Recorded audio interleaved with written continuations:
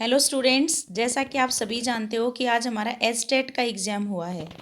तो उसमें देखते हैं कि आज 15 नंबर की जो इंग्लिश हमारी पूछी गई थी वो कैसे क्वेश्चन थे, क्या उनका एनालिसिस हो सकता है। तो मैं आज ये वीडियो लेके आई हूँ उन सभी बच्चों के लिए जो आज इस एग्ज़ाम में अपीयर हुए हैं। ठीक है गाइज, तो अभी डिस्कस करते हैं क्या क्या क्वेश्चन पूछे गए थे। सबसे पहला क्वेश्चन जो हमें यहाँ पे नज़र आ रहा है बच्चे, वो ये है कि आर्टिकल आपसे पूछा गया था और बहुत ही ज़्यादा सिंपल क्वेश्चन था। वो ये कि mister Sudhir Soni is RAS officer. ये जब हम थ्योरी क्लासेस में पढ़ाते हैं बच्चे तो हमें वोवल साउंड पे काम करना होता है। जब हम आर बोलते हैं आर, तो देखिए यहाँ पर वोवल साउंड आती है और वोवल साउंड के साथ हमेशा क्या भरते हैं, हम एन भरते हैं। कॉन्सोनेंट साउंड के साथ हमेशा ए लगाते हैं। तो आपका यहाँ पर आंसर होना चाहिए बच्चों first, that is an. Got it बच्चों। तो ये हमारा आंसर होगा यहाँ पर 60 नंबर में। आगे बढ़ लेते हैं नेक्स्ट क्वेश्चन के साथ।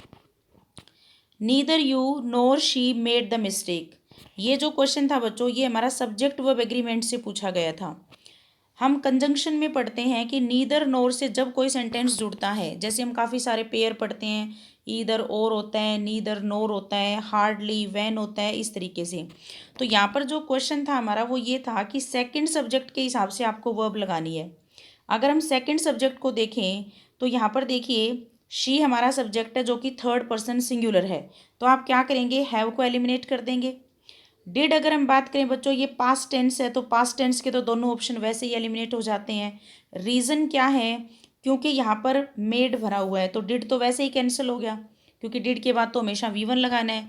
क्योंकि ये पास्ट की बात नहीं है तो इसलिए आपका आंसर यहाँ पर करना है हैज़ मेड, कि नीदर यू, ना आपने ना उसने ये मिस्टेक की है। गॉट इट बच्चों। तो आपको यहाँ पर आंसर करके आना है हैज। आगे बढ़ लेते हैं next question. Fill in the blank with correct modal auxiliary. Modal auxiliary verb का क्वेश्चन था बच्चों और साफ साफ देखिए उसने लिखा है मनाही करने के केस की बात की है। तो जो पैसेंजर्स हैं note walk across the railway line. यहाँ पर हम सजेशन नहीं दे सकते कि चलें तो ठीक है, ना चलें तो ठीक है, राइट। तो मैं शुड को यहाँ पे एलिमिनेट करूँगी, नीड में वैसे ही एलिमिनेट कर दे रही हूँ। कैन आपका यहाँ पर गलत हो जाएगा क्योंकि हम किसी कैपेसिटी की बात नहीं कर रहे हैं। आपको यहाँ पे मस्ट लगाना पड़ेगा जो कि नेसेसिटी है। जब भी हम कोई भी रूल रेगुलेशन बनाते हैं तो वहाँ पर हम नेसेसिटी की बात करते हैं और नेसेसिटी के लिए आपको यहाँ पे क्या लगाना पड़ेगा, मस्ट लगाना पड़ेगा, जो कि आपका करेक्ट आंसर होगा। Clear guys. सो आगे बढ़ लेते हैं next question. Choose the correct passive of the given sentence. अगर हम यहाँ पर देखें बच्चों तो पैसिव वॉइस हमें बनाना था। बहुत सिंपल क्वेश्चन था। जैसे ही आपने यहाँ पर डिड देखा, आपको पास्ट टेंस में जाना चाहिए था। अगर हम पास्ट की बात करेंगे तो मैं फर्स्ट को एलिमिनेट कर दूँ क्योंकि डिड का डिड हमारा आंसर नहीं हो सकता।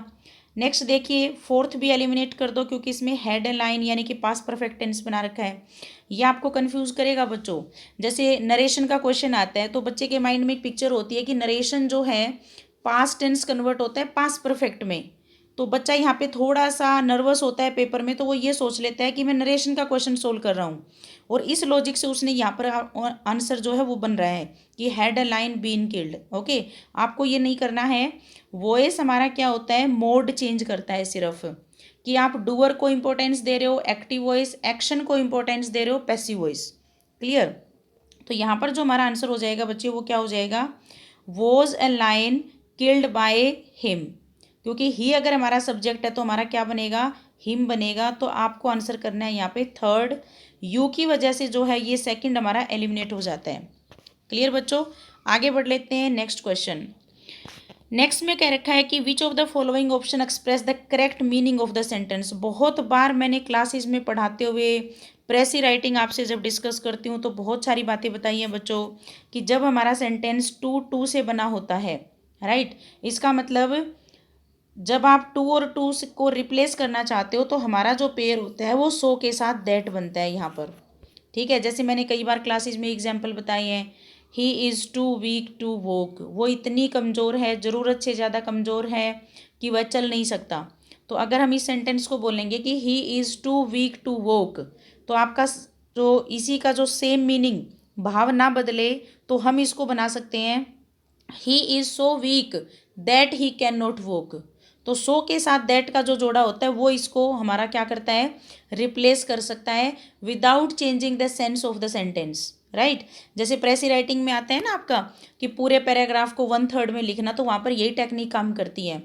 जब हम सो के साथ दैट बनाएंगे तो 9 लेटर हो जाएंगे, लेकिन जब हम टू के साथ टू बनाते हैं तो हम 6 में कन्वर्ट कर देते हैं। और यही तरीका होता है प्रेसी राइटिंग करने का, जो हमारे डिस्क्रिप्टिव पार्ट में पूछा जाता है। तो ध्यान दो बच्चों, यहाँ पर सबसे पहले मैं क्या करती हूँ, फर्स्ट को एलिमिनेट कर दूँ। उसके बाद देखिए कैन बी ओवरलुक्ड एलिमिनेट हो जाता है यहाँ पर। और ऑल दो ही इज़ नॉट, ऑल दो के साथ जो यट का जोड़ा हम बनाते हैं ये हमेशा कंट्रास्ट क्रिएट करता है। और एक इम्पॉर्टेंट बात ये भी थी कि ऑल दो के साथ बट तो कभी आता ही नहीं, हमेशा यट आता है, तो ये वैसे ही एलिमिनेट हो गया आपका। तो आपको यहाँ पर आंसर करना है भाई थर्ड। वो इतनी क्यूट है कि उसको ओवरलुक नहीं किया जा सकता, मतलब हर इंसान उस पर ध्यान देगा कि आप उसको ओवरलुक नज़रअंदाज नहीं कर सकते। ओके गाइज, तो आपको यहाँ पर आंसर करना है हमारा थर्ड। आगे बढ़ लेते हैं नेक्स्ट क्वेश्चन। ये जो क्वेश्चन था बच्चों ये क्या था, पैराजंबल था, ठीक है। पैराजंबल नहीं था, बेसिकली एक सेंटेंस को ही उसने डिसऑर्डर कर रखा है, तो आपको यहाँ पर ठीक करना था। तो ये जो पैराजंबल लिया गया है बच्चों ये एक ईडियम से लिया गया है, और वो ईडियम क्या है बच्चों, too many cooks spoil the broth. तो मैं एक बार समझा देती हूँ। जो इसका जो मीनिंग है वो ये है कि अगर एक काम को बहुत सारे लोग करते हैं, सब अपनी अपनी चलाएंगे, तो वो जो काम है वो बिगड़ जाता है। इसकी जो एक्चुअल फीलिंग है वो ये है कि अगर बहुत सारे कुक्स, टू मैनी कुक्स, अगर ब्रोथ को पकाते हैं, ब्रोथ बेसिकली क्या होता है, लिक्विड टाइप का होता है, जैसे कि जो मांस वगैरह से जो सूप बनाते हैं तो उसको हम ब्रोथ कहते हैं। तो ये कहना चाह रहे हैं कि टू मैनी कुक्स, बहुत सारे कुक क्या कर देते हैं, स्पॉइल कर देते हैं किसको, द ब्रोथ को, राइट। तो आप सबसे पहले उस ऑप्शन पे जाओ जिसमें टू मैनी यानी कि फर्स्ट ऑप्शन है। तो यहाँ पर देखिए आपके जो हैं थर्ड और फोर्थ तो एलिमिनेट हो गई। अब ये देखिए कौन सा ऐसा ऑप्शन है, टू मैनी कुक्स, आपको फर्स्ट के बाद फोर्थ रखना है। फर्स्ट के बाद फोर्थ देखो बच्चों, फर्स्ट में भी है सेकंड में भी है। अब चलो अपने थर्ड पॉइंट पे, आपको वर्ब चाहिए, और सेकंड पार्ट वर्ब देखिए हमारा यहाँ पर दिया हुआ है, ठीक है। उसके बाद द ब्रोथ, हमारा जो सब्जेक्ट है वो क्या है यहाँ पे, कुक्स, उसकी जो वर्ब है वो है हमारी स्पॉइल, और जो ऑब्जेक्ट है हमारा वो है हमारा द ब्रोथ। तो ऑब्जेक्ट हमारा लास्ट में जाएगा। तो ऐसा ऑप्शन देखो जिसमें थर्ड लास्ट में हो, तो देखो ऑप्शन नंबर 2। और ये एक ईडियम है बच्चों इंग्लिश में, कि जैसे जनरली होता है ना, अगर एक घर में 4 मेंबर है और चारों ही चौधर करेंगे एक तरीके से, तो उस घर में कोई भी मैनेजमेंट नहीं होगा। आपने देखा होगा हमारे घरों में भी हमेशा बुजुर्ग आदमी जो होते हैं वही क्या करते हैं, सारी चीज़ों का हिसाब किताब करते हैं, लेन देन करते हैं, और वही घर हमारा सबसे बढ़िया घर होता है कि नहीं। तो ठीक वैसे यहाँ पर अंग्रेजों ने कहा है कि too many cooks spoil the broth, तो ये आपका सही आंसर यहाँ पर होना चाहिए। आगे बढ़ लेते हैं next question. When Monisha reach the bus stand, the bus, बच्चों बहुत बार मैंने अपना इंग्लिश का सेशन लेते हुए आपको ये बातें बताई हैं कि जब दो क्रिया हुई हैं, दो एक्शन हुई हैं और दोनों ही पास्ट में हुई हैं, तो पहले नंबर पे होने वाला काम हमेशा पास्ट परफेक्ट में होगा, और दूसरे नंबर पे होने वाला काम हमेशा सिंपल पास्ट में होगा। जैसे मैंने बहुत सारे एग्जाम्पल आपको दिए हैं कि डॉक्टर के आने से पहले पेशेंट मर गया था, इस तरीके से मैंने बातें करी थी। तो आप इसको ऐसे रिलेट करोगे, जैसे अभी मैं आपको बता रही हूँ, अभी जब मैं वीडियो बना रही हूँ बच्चों 8 बजे हैं घड़ी में, ठीक है, ये 8 बजे का टाइम है। मैं ऐसे समझा देती हूँ आपको। अगर मैं आज आपको एक बात बता रही हूँ क्या, कि कल मैं बस स्टैंड पहुँची, तो एक बात बताओ, आज अगर मैं ये बात आपको बता रही हूँ 8 बजे, तो कल का जो टाइम होगा वो हमारे लिए क्या होगा, सिंपल पास्ट टेंस होगा, V2 होगा। ये बात समझ में आ रही है बच्चों, ये सिंपल हमारा क्या होगा, सिंपल पास्ट हो जाएगा।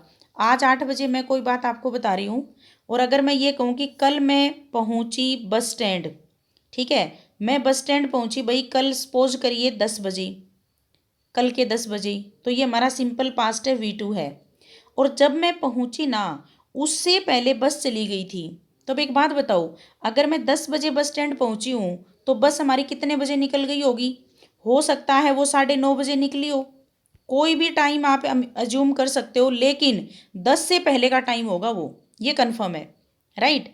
तो अगर हमारा आज के रेफरेंस में, अगर मैं ये बात आज आपको 8 बजे बता रही हूँ, तो कल यस्टरडे के जो 10 बजे हैं वो हमारे लिए कौन सा टेंस होगा, V2 होगा, पास्ट टेंस होगा, राइट। और बस तो उससे भी पहले निकल गई, तो जो ये टाइम है हमारा ये वाला, ये हमारा होगा had plus V3, had plus V3, right. और इस टेंस को हम बोलते हैं बच्चों past perfect tense, past perfect tense. और इसको हम बोलेंगे पास्ट के भी और पीछे पास्ट में जाना, राइट। आप इस सेंटेंस को समझने की कोशिश करिए कि दो क्रियाएं हुई, दोनों ही पास्ट में हुई, लेकिन पहले नंबर पे होने वाली हमेशा पास्ट परफेक्ट होगी। तो आपके लिए, जैसे मैं बच्चों के लिए जनरली जो शॉर्ट ट्रिक बनाती हूँ वो क्या बनाती हूँ वो इस बात को बताने के लिए बेटा या तो एक टर्म यूज़ करेगा बिफोर, क्या टर्म यूज़ करेगा बिफोर पेपर में, या फिर वो क्या यूज़ करेगा व्हेन, राइट। तो व्हेन से जो पहले वाला पार्ट है ये हमारा क्या होगा, हैड प्लस V3 होगा, हैड प्लस V3। और बाद वाला अपने आप क्या आ जाएगा V2। तो ध्यान दो, उसने व्हेन दे रखा है पेपर में, V2 दे रखा है, चेक करिए ये रहा व्हेन आपका, ये रहा V2। तो इस वाले पार्ट में क्या भरा जाएगा हैड प्लस V3। और ऑलरेडी शब्द हमें ये बता रहा है कि ये काम पहले हुआ है, तो पास्ट में जो क्रिया हमारी पहले हुई वो हमारी क्या कहलाएगी, पास्ट परफेक्ट कहलाएगी। तो इसलिए आपको आंसर क्या करना था बच्चों, हैड ऑलरेडी लेफ्ट। तो ये आपका आंसर यहाँ पर हो जाता है correct, had already left. Clear बच्चों। तो जो हमारा कल का एग्जाम है उसके लिए भी आप ज़रूर प्रिपेयर करिए इस तरीके से, क्योंकि यूँ समझ लीजिए ये जो पार्ट है ना एग्जामिनर का फेवरेट पार्ट है। आज तक हरियाणा वाले जितने एग्जाम्स होते हैं कोई ऐसा पेपर बचा नहीं बच्चों कि जिसमें इस पैटर्न का क्वेश्चन ना पूछा जाए। तो आप ज़रूर इस पर काम करेंगे। मैं उम्मीद करती हूँ कि ये मेरा जो छोटा सा एफर्ट है ये आपके नेक्स्ट पेपर में काफ़ी हेल्प करने वाला है, या फिर वो लोग जो कल एग्जाम में अपीयर होंगे उन सब के लिए। नेक्स्ट क्वेश्चन हमें दिख रहा है बच्चे कि आपको एरर बतानी है इस सेंटेंस में। तो इसमें भी एक ईडियम का यूज़ हुआ है, the thief took towards his heels on seeing the police van arrive. अगर हम यहाँ पर बात करें बच्चों तो ये एक फ्रेज है हमारी, और ये क्या होता है, टुक टू हिज हिल्स होता है। क्या होता है ये, टेक टू हिज हिल्स। यहाँ पर जो प्रेपोजिशन यूज़ करी गई है वो टुवार्ड्स है, हमें यहाँ पर चाहिए टू। और इस फ्रेज का मतलब क्या होता है, टुक टू समवन हिल्स का मतलब होता है टू रन क्विकली, भाग जाना, ठीक है। और यही सेंटेंस का भाव है कि जो थीफ था वो भाग गया, कब, जब उसने पुलिस वैन को देखा। तो यही हमारा क्वेश्चन है यहाँ पर। तो इसलिए मैं यहाँ पर क्या करूँगी, his heels, on seeings, police van arrive, ये सारा पार्ट ठीक है। आपको जो एरर बनानी है बच्चे वो ए पार्ट में बनानी है, यानी कि यहाँ पर। क्लियर। तो आपको एरर करनी है हमारे फर्स्ट पार्ट में। टुवार्ड्स का मतलब क्या होता है, बेसिकली जब आप डायरेक्शन की बात करते हो, जैसे हम प्रेपोजिशन में पढ़ते हैं कि टू और टुवार्ड्स में क्या डिफरेंस है। टू हमारा डेस्टिनेशन की बात करता है, जबकि टुवार्ड्स हमारा डायरेक्शन की बात करता है। एक तो मैं ये कहूँ आपको कि मैं बस स्टैंड जा रही हूँ, एक मैं ये कहूँ बस स्टैंड की तरफ जा रही हूँ, मतलब डायरेक्शन तो बस स्टैंड है बट हो सकता है वहाँ पर मेरा कोई अदर डेस्टिनेशन हो।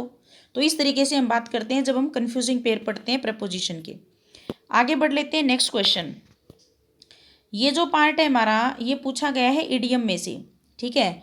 और ये कह रहा है कि अ रोलिंग स्टोन, और इसका आंसर करोगे बच्चे गेदर्स नो मोस। आई एम सॉरी, ये वाला आप गलत करेंगे, सेकंड गलत करेंगे, थर्ड लास्ट वाला मोस, गेदर्स नो मोस। अब मोस क्या होता है बेसिकली, जैसे आपने देखा होगा कई बार जब पानी जहाँ पे इकट्ठा होता है तो वहाँ पे काई जमा हो जाती है, तो काई को बेसिकली मोस कहते हैं। और हमारी इंग्लिश में एक फ्रेज है कि लुढ़कते हुए पत्थर को काई नहीं लगती, रोलिंग स्टोन गेदर्स नो मोस। तो इसका मतलब क्या होता है, बेसिकली ये हमारे लिए एक लाइफ लेसन भी है बच्चों, कि जो व्यक्ति प्रोग्रेस करता रहेगा जिंदगी में उसके दिमाग को जंग नहीं लगेगी, वो चलता रहेगा। कहते हैं ना कि चलता हुआ जो पानी होता है वो हमेशा शुद्ध होता है क्योंकि वो चलता रहता है, लेकिन अगर रुका हुआ पानी होगा उसमें बहुत सारी बीमारियां हो जाती हैं। तो ज़िंदगी में हमें कभी भी रुकना नहीं चाहिए, हमें थोड़े थोड़े प्रयास ही सही बट हमें करते रहना चाहिए। और यही हमें फ्रेज कहती है कि लुढ़कता हुआ पत्थर, अगर पत्थर एक जगह पड़ा रहेगा तभी उसको काई जमेगी, अगर वो चलता जाए लुढ़कता जाए तो उसको कभी भी काई नहीं जमेगी। ये इस इडियम का मतलब है, और मैं आप सभी से अपील करती हूँ कि आप इसे ज़िंदगी में ज़रूर आजमाएं। नेक्स्ट क्वेश्चन है बच्चों, let us stay here while it. तो साफ साफ यहाँ पर कह रहा है कि हम यहाँ पर लेट अस स्टे हेयर रुक जाते हैं, कब तक, जब तक बारिश हो रही है, वाइल इट इज़ रेनिंग। तो अपने उस ऑप्शन पे जाओ जहाँ पे लिखा है इज़ रेनिंग। वाइल हमारा चलती हुई एक्शन को बताता है बच्चों, तो इसलिए हम यहाँ पर करेंगे is raining, has been raining, had been raining, ये सारे आपके गलत हो जाएंगे। क्लियर बच्चों, आगे बढ़ लेते हैं नेक्स्ट क्वेश्चन। ये जो सेंटेंस है बच्चों, ये कह रहा है कि प्रेजेंट परफेक्ट कॉन्टिन्यूअस टेंस का ऑप्शन बताओ। बहुत ही अच्छे से मैंने टेंस की बातें बताई हैं आपको बच्चों। यूट्यूब चैनल पे मेरा टेंस की आई थिंक 6 से 7 क्लास आपको मिल जाएंगी, जिसमें हमने एक एक क्लास में डिस्कस किया है कि सिंस कब आता है, फोर कब आता है, प्रेजेंट परफेक्ट कॉन्टिन्यूअस बेसिकली होता ही क्यों है, हम अपनी लाइफ में इसको क्यों यूज़ करते हैं। कोई मेरे को अगर ये पूछता है कि आप इंग्लिश कितने सालों से पढ़ा रहे हो, अगर मैंने ये कहा कि बच्चे मैं पिछले 10 साल से इंग्लिश पढ़ा रही हूँ, तो मैंने कौन सा टेंस बोला। बच्चों इसको ऐसे समझो, अगर मैं ये कहूँ कि आज 2022 है, 2022 में अगर मैं ये कहूँ कि मैं पिछले 10 साल से इंग्लिश पढ़ा रही हूँ, तो ऑब्वियसली मैंने पढ़ाना कब शुरू किया, 2012 में। 2012 से लेकर 22 आते आते कंप्लीट ईयर, परफेक्ट ईयर कितने हो गए हैं, 10, and 11th is going on, 11वां साल अभी चल रहा है। तो इतना जो पार्ट होता है ये हमारा परफेक्ट है, ये जो पार्ट है हमारा ये कॉन्टिन्यूअस है। परफेक्ट की हेल्पिंग वर्ब आप सभी जानते हो, हैज़ है प्लस बीन लगाना पड़ता है, और कॉन्टिन्यूअस के लिए हमें क्या लगाना पड़ता है, आईएनजी। बस यही हमें बनाना है। अब हम ऑप्शन में चल पड़ते हैं। देखिए कि जो मिस्टर मेहता है वो 2 बजे तक, कुछ जगने की बात यहाँ पर हो रही है बच्चों। तो सबसे पहले तो आप एक काम करो, सिंस और फोर का कॉन्सेप्ट आपको पता है, तो वो ये है कि सिंस हमेशा स्टार्टिंग पॉइंट के लिए यूज़ होता है। मेरी वीडियो है बच्चों यूट्यूब पे, सिर्फ उसमें ये बताया गया है कि सिंस कब लगता है, फोर कब लगता है। काफ़ी इंटरेस्टिंग, आप एक बार वहाँ पर देखिए। स्टार्टिंग पॉइंट जहाँ पर गिवन होता है वो हमेशा सिंस होता है। तो 2 बजे, अगर मैं क्लॉक टाइम की बात करूँ तो 2 बजे हमारा क्या है, स्टार्टिंग पॉइंट है। अगर हम ड्यूरेशन की बात करें तो वो हमारा क्या होता है, फोर का इस्तेमाल होता है, वो फोर। कॉमन सेंस ये है बच्चों, सिंस और फोर में कोई डिफरेंस नहीं है, हमारे बोलने के ढंग में डिफरेंस है। अगर मैं अभी आपको 8 बजे बता रही हूँ कोई बात, अगर मैं ये कहती हूँ कि मैं 6 बजे से पढ़ा रही हूँ, अगर मैंने 6 बजे बोला तो मैं आपको स्टार्टिंग पॉइंट बता रही हूँ। अगर मैं आपको ये नहीं कहती कि 6 बजे से नहीं बेटा, पिछले 2 घंटे से पढ़ा रही हूँ, तो कॉमन सेंस क्या थी, अभी 8 बजे हैं, ठीक है, तो मैंने पढ़ाना कब शुरू किया होगा, 6 बजे। इसका मतलब पिछले 2 घंटे, लेकिन पिछले 2 घंटे का मतलब क्या हुआ यहाँ पर, ड्यूरेशन। 2 घंटे का मतलब ड्यूरेशन, पिछले 2 घंटे, पिछले शब्द लगाते ही ये सिंस में कन्वर्ट हो जाएगा, राइट। तो हमें साफ साफ यहाँ पर देखिए कैसे एलिमिनेशन मेथड करना था, क्योंकि इस वीडियो को थोड़ा छोटा रखना पड़ेगा, तो इसलिए ज़्यादा डिटेल से नहीं बोल सकते। यहाँ पे देखिए 4 लगा रखा है, 4 2 o'clock, काट दो इसको। यहाँ पर देखिए सिंस 2 o'clock यहाँ पर भी है, और ये जो फ्रॉम है इसको भी काट दो। अब हमें इन दो में से डिसाइड करना होगा। तो देखिए यहाँ पर साफ साफ क्या लिखा है, हैज़ बीन वेक्ड। तो हमें वेक्ड नहीं चाहिए बच्चे, हमें वेकिंग चाहिए, क्योंकि हमें परफेक्ट और कॉन्टिन्यूअस बनाना है, राइट। परफेक्ट हमारा क्या है, हैज़ बीन, और कॉन्टिन्यूअस हमारा क्या है, वेकिंग, और दोनों को जोड़ोगे तो हमारा आंसर हो जाता है यहाँ पर सेकंड। फर्स्ट को आप यहाँ पर एलिमिनेट कर दोगे। क्लियर। तो ये था हमारा आंसर 47 का। आगे बढ़ लेते हैं next question. You had better your hands before you eat. अगर हम इस सेंटेंस को समझे बच्चे, तो हैड बेटर जो है वो हमारा क्या होता है, सेमी मॉडल होता है, और सेमी मॉडल के साथ हमेशा क्या आता है भाई, V1 आता है। तो आपका आंसर यहाँ पे होना चाहिए था वॉश। इसका आंसर आप यहाँ पे क्या करोगे, वॉश। तो देखिए आपका फोर्थ ऑप्शन यहाँ पर है, और यही आपका आंसर भी होगा। क्लियर बच्चों। नेक्स्ट क्वेश्चन जो हमें दिख रहा है वो है हमारा, द वर्ड गैरुलस मीन्स। बच्चों गैरुलस का मतलब होता है जो बहुत ज़्यादा बोलता है, यानी कि टोकेटिव। आप इसको लोकेसियस कह सकते हो, आप इसको चैटी कह सकते हो, आप इसको वॉल्यूबल कह सकते हो, आप इसको चैटरबॉक्स कह सकते हो, ठीक है। तो ये कुछ शब्द हैं हमारे जो गैरुलस के लिए यूज़ होते हैं, और ये था हमारा नेक्स्ट क्वेश्चन। आगे बढ़ लेते हैं। नेक्स्ट क्वेश्चन हमें दिख रहा है बच्चे, नरेशन का एक क्वेश्चन दे रखा है। Kevin said to mister Cowper, please be kind to me. अगर मैं इस सेंटेंस को ध्यान से देखती हूँ तो देखिए प्लीज शब्द अगर आ गया तो एक चीज़ क्लियर है बच्चों कि हम रिक्वेस्टेड पे जाएंगे, राइट। तो एक काम करते हैं, रिक्वेस्टेड हमें यहाँ दिख रहा है, रिक्वेस्टेड हमें यहाँ दिख रहा है फर्स्ट और सेकंड में। नेक्स्ट देखिए आस्क गिवन है और उसमें लिख रखा है मस्ट, तो आप क्या करो, फोर्थ को एलिमिनेट करो सबसे पहले। उसके बाद लिखा है Kevin requested mister Cowper to be kind to him. अगर हम यहाँ पर बात करें बच्चों, मी हमारा यहाँ पर क्या है, फर्स्ट पर्सन का ऑब्जेक्ट है, और फर्स्ट पर्सन चेंज होगा हमेशा सब्जेक्ट के हिसाब से, ठीक है। यहाँ पर केविन हमारा जो है वो थर्ड पर्सन अगर सिंगुलर के हिसाब से बनाएंगे तो हमारा हिम जाना चाहिए। आप ध्यान दो बच्चे, यहाँ पे भी मी का मी लिख रखा है, यहाँ पर भी मी का मी लिख रखा है, तो आपका सही आंसर क्या हो जाएगा यहाँ पे फर्स्ट, यानी कि Kevin requested mister Cowper to be kind to him, और यही आपका करेक्ट आंसर होगा। आगे बढ़ लेते हैं next question. Choose the part of the sentence that is grammatically incorrect. बच्चों यहाँ पर लिख रखा है कि he has committed a blunder mistake today morning. बच्चों अगर इस सेंटेंस को ध्यान से देखेंगे तो मैंने सुपरफ्लुअस एक्सप्रेशन की 2 वीडियो हमने वहाँ पे अपलोड कर रखी है यूट्यूब पे, जिसमें ये बताया गया है कि कौन सा शब्द किसके साथ नहीं आता, राइट। तो ब्लंडर का जो मतलब है वो अपने आप में क्या मतलब है, बहुत बड़ी गलती, राइट। जैसे हम पढ़ते हैं एरर, सिंपली हमारे एग्जाम्स में क्या निकालनी आती है, एरर। मिस्टेक होता है उससे बड़ी गलती, लेकिन ब्लंडर ऐसी बड़ी गलती होती है जिसको हम इरिपेरेबल लॉस कहते हैं, जिसकी क्षतिपूर्ति हम नहीं कर सकते, तो वो हमारी होती है ब्लंडर। और ब्लंडर का जब ऑलरेडी ये मतलब है तो मिस्टेक लगाने की क्या ज़रूरत है, राइट। लेकिन क्वेश्चन क्या है बच्चों, देखिए इसने एक पार्टीशन में ए ब्लंडर डाल दिया, एक में मिस्टेक डाल दिया। अब HSSC डिसाइड करेगी कि वो एरर कौन से पार्ट में करेगी। आइडियल जो बात इसमें से निकल के आती है वो ये है कि ब्लंडर का ऑलरेडी मतलब है बड़ी मिस्टेक, मिस्टेक इसमें ऑलरेडी है, तो मिस्टेक शब्द नहीं आना चाहिए। तो अगर आप मेरे से पूछोगे तो मैं आंसर करूँगी कि मिस्टेक फालतू है यहाँ पे, राइट। तो अब देखते हैं कि HTET इसको कैसे लेता है, कैसे वो उसकी ऑफिशियल की में डालते हैं, तो ये हम चेक कर लेंगे जब हमारी आंसर की आएगी। और आइडियली जो कॉन्सेप्ट है वो ये है कि ब्लंडर और मिस्टेक का जो कॉन्सेप्ट हमारा होता है। तो ये था बच्चों हमारा पूरा पेपर, और मुझे नहीं लगता कि ये बहुत ज़्यादा मुश्किल पेपर था। मैंने अपने पॉइंट ऑफ व्यू से इसको एनालिसिस कर दिया है। कल जो पेपर आएगा टाइम निकाल के बेटा वो भी करेंगे, और जिन जिन लोगों ने ये पेपर दिया है तो वो अपने आंसर मैच कर सकते हैं। मैं ऐसे ही किसी नेक्स्ट सेशन में आपसे मिलूँगी। Till the time you take care, thanks for watching.